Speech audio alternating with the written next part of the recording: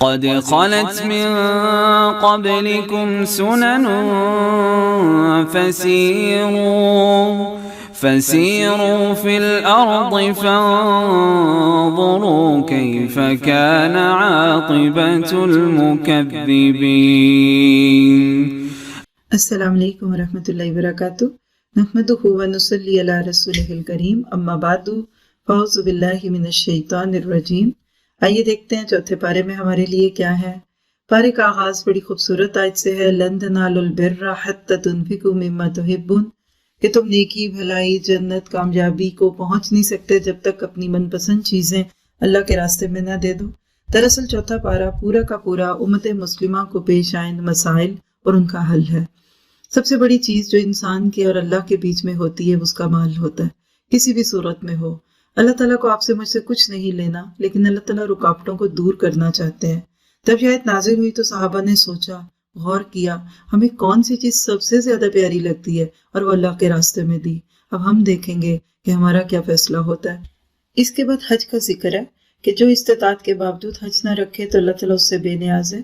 میرے آپ کے لیے اس میں یہی سبق ہے کہ اگر ابھی تک ہم نے حج نہیں کیا تو پہلی فرصت میں حج کریں، کیونکہ اس سے انسان کو ایمان بھی ملتا ہے اور تقویٰ بھی ملتا ہے. اور یہ وہ چیز ہے کہ جو ایک انسان کو واقعی اللہ تعالیٰ کا بندہ بنانے میں مددگار ثابت ہوتی ہے. بہت سارے لوگ بہت جگہ گھوم پھر لیتے ہیں لیکن حج تک نہیں جا پاتے. اور اس کے بعد آپ دیکھیے گا کہ اللہ تعالیٰ نے آپ کو مجھے بڑے خوبصورت طریقے سے تقویٰ کی بات دی، کیونکہ جب بھی آپ اللہ کے کام کو کرنے اور اللہ کے بندے بننے کے لیے دنیا میں نکلیں گے، آپ کو ایک طاقت چاہیے، اور وہ طاقت تقویٰ کی ہے. اور تقویٰ کب تک کا؟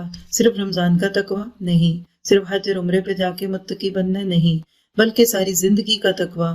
وَلَا تَمُوتُنَّ إِلَّا وَأَنْتُمْ مُسْلِمُونَ، جو آپ کو 24 گھنٹے کا مسلمان بنا دے، جو آپ کو سارا سال اللہ کا بندہ بنا کے رکھے. یہ ملتا کہاں سے ہے؟ یہ اللہ کی کتاب سے ملتا ہے، کیونکہ ہدی للمتقین. اسی لیے کہ وَاعْتَصِمُوا بِحَبْلِ اللَّهِ جَمِيعًا، اللہ کی رسی سے مراد قرآن ہے. اللہ کے قرآن کو پکڑ لیجئے، نبی کی سنت کو لے لیجئے، تقویٰ بھی آئے گا اور دن بدن اعمال خوبصورت سے خوبصورت ہوتے جائیں گے. لیکن جب لوگ قرآن کو چھوڑ کر کچھ اور چیزوں کو پکڑتے ہیں اور اپنی اپنی پسند کی شخصیات اور اپنے پسند کے ناموں میں پڑھتے ہیں تو اس سے امت میں تفرقے بازی آتی ہے. اسی لیے کہ وَلَا تَفَرَّقُوا، تفرقوں میں نہ پڑھو. حقیقت ہے کہ آج کے دور کا بہت بڑا فرقہ بازی ہے. لوگ قرآن نہیں پڑھتے، کسی کو اتنی فکر نہیں. لوگ نماز نہیں پڑھتے، اتنی فکر نہیں. لیکن جو ہی کوئی قرآن نماز کی طرف آئے تو پوچھتے ہیں کس فرقے سے ہو، کس مسلک سے ہو، کس طریقے کی نماز پڑھی. اللہ تعالیٰ نبی صلی اللہ علیہ وسلم کے ناطے سے توجہ دلاتے، دیکھو عربوں کی طرح تم بھی تو فرقوں میں بٹے ہوئے تھے. اللہ تعالیٰ اللہ کے نبی صلی اللہ علیہ وسلم کو نعمت یاد دلاتے کہ دیکھو آپ کے آنے سے پہلے مکہ والے کیسے آپس میں لڑتے تھے، لیکن فَأَلَّفَ بَيْنَ قُلُوبِكُمْ. حقیقت ہے کہ آج امت مسلمہ دوبارہ اسی جہالت پہ آ گئی جو اللہ کے نبی صلی اللہ علیہ وسلم کے دنیا میں آمد کے وقت کے حالات تھے. تو اس وقت بھی دلوں کو جوڑنے کے لیے جو چیز مرہم کا کام دے گی، جو گلیو بنے گی، وہ اللہ کی کتاب اور نبی کی سنت ہے. اللہ تعالیٰ مجھے آپ کو اس سے جوڑ دے. اس کے بعد امت کو اس کا سبق یاد دلایا گیا کہ تم وہ بہترین امت ہو جو لوگوں کی ہدایت کے لیے نکالی گئی. تم نیکی کا حکم دو، برائی سے روکو اور لوگوں کو اللہ سے جوڑ دو.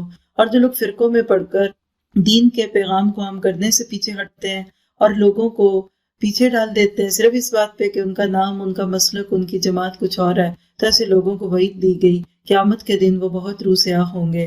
اس کے بعد اللہ سبحانہ تعالیٰ نے آپ کو مجھے دوبارہ یہ بات یاد دلائی کہ دیکھو تم اچھے تو ہو کب؟ جب تم اللہ کے دین کی تبلیغ کرو گے. صحابہ کامیاب تھے، کیوں؟ صحابہ کی دولت کیا تھی؟ مال نہیں تھا، ایمان کی دولت لے کر نکلے اور دنیا میں چھا گئے. اللہ تعالیٰ مجھے آپ کو اس کی توفیق عطا فرمائے. اس کے بعد اللہ سبحانہ تعالیٰ ہمیں اہل کتاب کے ساتھ تعلقات کی حد بندی سکھاتے ہیں اور ان کی کچھ سازشوں سے بچنے کا اور ان کے شر سے بچنے کا نسخہ، ان تصبروا وتتقوا، تم صبر کرو، یعنی ریئیکشنری نہیں بنو، غلط جملے نہیں بولو، جذباتی باتیں نہیں کرو، دلوں کو پھاڑنے والی باتیں نہیں کرو.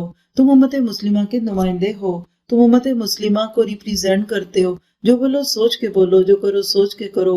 وتتقوا، تقوی اختیار کرو، نماز پڑھو اور اللہ کے نبی صلی اللہ علیہ وسلم کے جیسی زندگیاں بسر کرو، پھر فائدہ ہوگا. اس کے بعد آپ دیکھیے کہ غزوہ احد کی مثال دیکھ کر ہمیں عملی طور پر ایک امت بننے کا نسخہ سکھا دیا. کیسے امت بکھرتی ہے، کیسے ایک حکم کی نافرمانی جو اللہ کے نبی کی ہوئی تو فتح شکست میں بدل گئی. آج میرے آپ کے لیے اس میں سبق ہے کہ جب تک اطاعت نہیں ہوگی، جب تک آرگنائزیشن نہیں ہوگی، جب تک اللہ کے نبی کے حکموں پہ عمل کرنا نہیں ہوگا، امت مسلمہ کبھی بھی ابھرے گی نہیں۔ اور ساتھ ہی بتا دیا کہ جب کچھ لوگوں کی ہمت ٹوٹنے لگے تو باقیوں کا فرض ہے کہ ان کی ہمت کو جوڑ دیں۔ اس کے بعد اشارتاً پھر سود کا ذکر کر کے بتا دیا کہ مال کی محبت دل سے نکال دو، آگ سے ڈر جو اللہ نے کافروں کے لیے تیار کی ہے، اور اطیع اللہ اور اطیع الرسول کا سبق سکھا دیا۔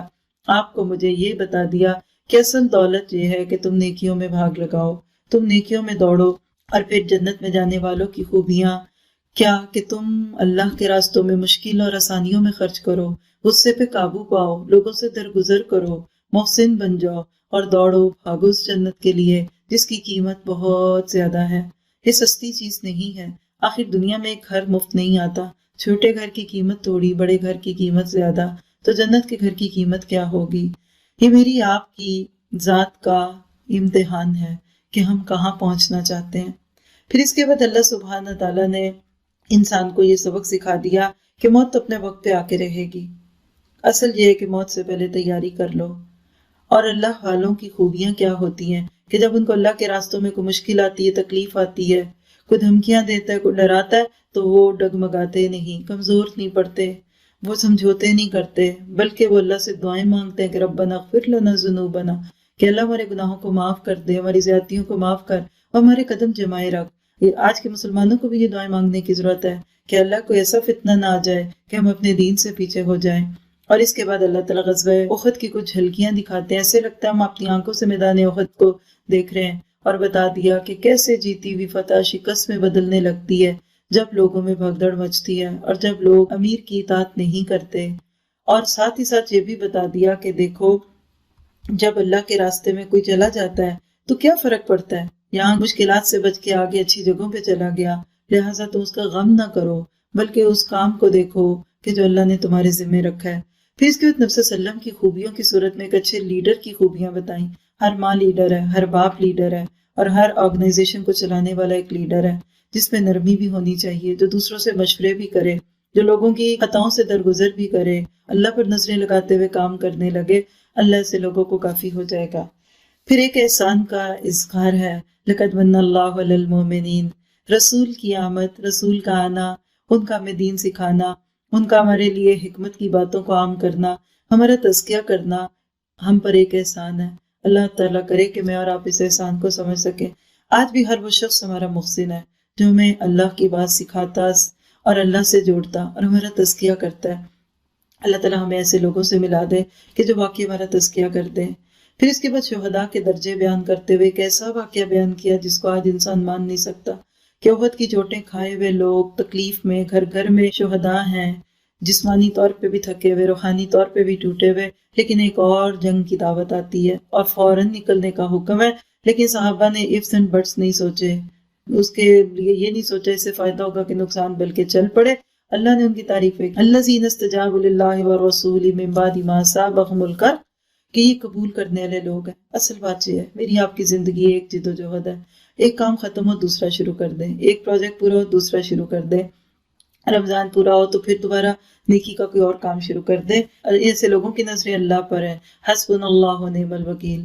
میرے آپ کے لیے بھی یہی عمل ہے، کبھی کوئی کام دین دنیا کا مشکل لگے کہ حسبنا اللہ، اللہ مجھے کافی ہے، پھر اللہ تعالیٰ واقعی آپ کو مجھے کافی ہو جائے گا۔ ایسے لوگوں کو لڑنا نہیں پڑا بلکہ مال غنیمت لے کر آئے، اور سچ یہ ہے کہ جو اللہ کے راستے میں کھڑا ہونے کو تیار ہو جاتا ہے اللہ تعالیٰ پھر اس کے لیے راستے بھی بنا دیتے ہیں۔ اور ساتھ ہی ساتھ بتا دیا وہ مال جس پہ زکوٰۃ نہیں دیتے، اور وہ مال جس کو اللہ کی نافرمانیوں سے کماتے ہو یا اللہ کے دین کو ضرورت ہو اور تم چھپا کے رکھ دو، یہ مال کل قیامت کے دن ایک سانپ کی صورت میں توق بنا کر گلے میں پیش کیا جائے گا۔ اور ساتھ ہی ساتھ یہ بتا دیا کہ کل نفس ذائقۃ الموت، موت تو آنی ہے، ایک بڑی ہجرت تو تم نے کرنی ہے، آج اس موت سے بات کے لیے تیاریاں کر لو۔ اور اصل کامیابی کیا ہے کہ فمن زحزح عن النار وادخل الجنہ فقد فاز، جو دوزخ کی آگ سے بچا کر جنت میں داخل کیا گیا وہ کامیاب ہے۔ وما الحیات الدنیا الا متاع الغرور، یہ دنیا ایک دھوکے کا سامان ہے، دنیا میں آزمائشیں تو آئیں گی، صبر کرو، تقوی اختیار کرو، اللہ تمہاری مدد کرے گا۔ اور اس کے بعد آل عمران کا آخری رکوع جو اللہ کے نبی تہجد میں پڑھتے تھے، جو اس بات کی دعوت دیتا ہے کہ اسلام سائنس کے خلاف نہیں، اسلام دنیا کے غور و فکر سے نہیں روکتا، لیکن یہ سکھاتا ہے کہ دنیا میں گھومو، کائنات کو دیکھو لیکن سب دیکھ کے کہو ربنا ما خلقت ھذا باطلا، کہ اللہ تو نے اس کو مقصد کے ساتھ پیدا کیا، اور سبحانک فقنا عذاب النار، ہمیں آگ سے بچا۔ اور یہ آیتیں ہمیں اس بات کی دعوت دیتی ہیں کہ ہماری زندگی میں تعلق باللہ کی کیا اہمیت ہے۔ اور آخری آیت میں امت مسلمہ کو جوڑنے کا نسخہ کس برو وسا برو ورابطو واتقوا اللہ، 4 کام کر لو۔ ذاتی طور پہ صبر کرو، مشکلات آئیں اس پہ صبر کرو، اللہ کے دین پر عمل میں صبر کرو۔ صابرو کیا ہے کہ ایک دوسرے کے معاملے میں صبر کرو۔ بس اب ہم دین کے نام پہ جڑتے ہیں، تھوڑی سی بات پہ پھٹنے لگتے ہیں، کہا نہیں جڑے رہو، اختلافات کے باوجود ایک دوسرے کو برداشت کرو، اگر کاز اچھی ہے تو اس کے لیے قربانیاں دینی ہوں گی۔ ورابطو، رابطے رکھو، کٹ کے نہ رہو، یہ نہ ہو کہ تمہیں پتہ ہی نہیں ہم سائے میں کیا ہو رہا ہے۔ اور واتقوا اللہ، اللہ سے ڈر جاؤ تو فلاح پاؤ گے۔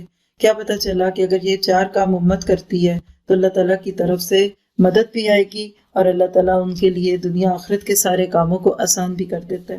اس کے بعد سورۃ نساء شروع ہوتی ہے، جس میں غزوہ احد کے نتیجے میں پیدا ہونے والے مسائل کا حل ہے، بیواؤں کا اور یتیموں کا کیا کیا جائے۔ جو 70 صحابہ شہید ہو گئے ان کی صورت میں، یعنی وہ 70 صحابہ جو شہید ہوئے تو ان کی بیواؤں کے ساتھ کیا ہو اور ان کے یتیموں کے ساتھ کیا ہو۔ اور سورۃ نساء کا نام بتاتا ہے کہ اس میں عورتوں کی باتیں ہیں۔ پہلی ہی آیت نبی صلی اللہ علیہ وسلم خطبہ نکاح میں پڑھا کرتے تھے، جس میں 2 بار تقوی کی بات ہے، اللہ کے معاملات میں تقوی اور انسانی معاملات میں تقوی۔ حقیقت ہے کہ دنیا کا کوئی رشتہ نبھایا نہیں جا سکتا جب تک اللہ کا خوف نہ ہو۔ پھر اس میں شادی کے لیے کچھ شرائط، پسند ناپسند کا ذکر، حالات کے مطابق 1 سے زائد شادیاں کرنے کی رخصت کا ذکر ہے، اور ساتھ ہی ساتھ وراثت کی بات کر کے بتا دیا کہ اللہ تعالیٰ تمہیں دنیا کے اندر جینے کے باتیں بھی سکھاتا ہے، اور تمہارے بعد تمہارے مال کی تقسیم کا طریقہ بھی سکھاتا ہے۔ یہ ہے القرآن و حیاتی، ہمارا دین پورا دین ہے، زندگی کے ہر شعبے میں اس کی بات آتی ہے۔ پھر اس کے بعد کچھ برائیوں کا تذکرہ جو فحاشی اور عریانی کے نام پہ پھیلتی ہیں، اور ساتھ ہی سچی توبہ کن کی ہے کہ جو گناہ غلطی سے کر لے لیکن جمے نہ رہے بلکہ توبہ کر لے۔ وہ لوگ نہیں کہ جو موت کا انتظار کریں، اور کچھ تو اتنے سٹبن ہے کہ موت کے وقت بھی ان کو توبہ کی توفیق نہیں ہوتی۔ اللہ تعالیٰ مجھے آپ کو پکی سچی توبہ کی توفیق دے۔ اور پارے کے آخر میں پھر اللہ تعالیٰ کچھ ادب سکھاتے ہیں کہ عورتوں کے وارث نہ بنو زبردستی، اور جن عورتوں سے تمہارے باپ نکاح کر چکے ہوں یعنی سوتیلی ماں سے نکاح نہ کرو، اور محرمات یعنی وہ عورتیں جن سے نکاح حرام ہے ان کی لسٹ بتا دی کہ دیکھو جن جگہوں پہ رہتے ہو وہاں رہنے والی عورتیں تمہارے لیے محرم بنا دی گئیں تاکہ گھر کا ماحول اچھا رہے۔ اللہ تعالیٰ مجھے آپ کو نفس کے فتنوں سے بھی بچائے۔ تو پورے پارے میں ہم نے جو دیکھا، دل کی پسندیدہ چیز اللہ کے راستے میں پیش کرنی ہے۔ تڑپ کے دعا کیجئے کہ اللہ میرے اور آپ کے راستے کی رکاوٹوں کو دور کر دے، اور ساتھ ہی ساتھ دعا کرنی کہ اللہ مجھے اپنے گھر بلا اور میں تیرے گھر کا طواف کروں۔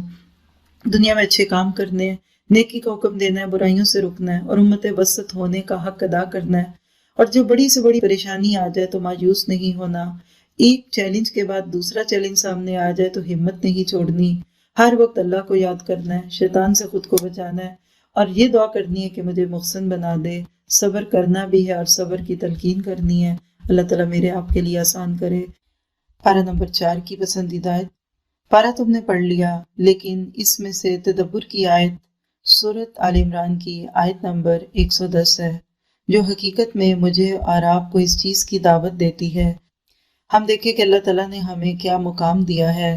کنتم خیر امۃ اخرجت للناس تأمرون بالمعروف وتنہون عن المنکر وتؤمنون باللہ۔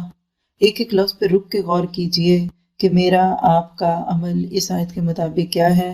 کیا ہم صرف اللہ کے چنے ہوئے بندے ہونے کا دعویٰ کرتے ہیں یا ہمارے اعمال بھی اس بات کی گواہی دیتے ہیں؟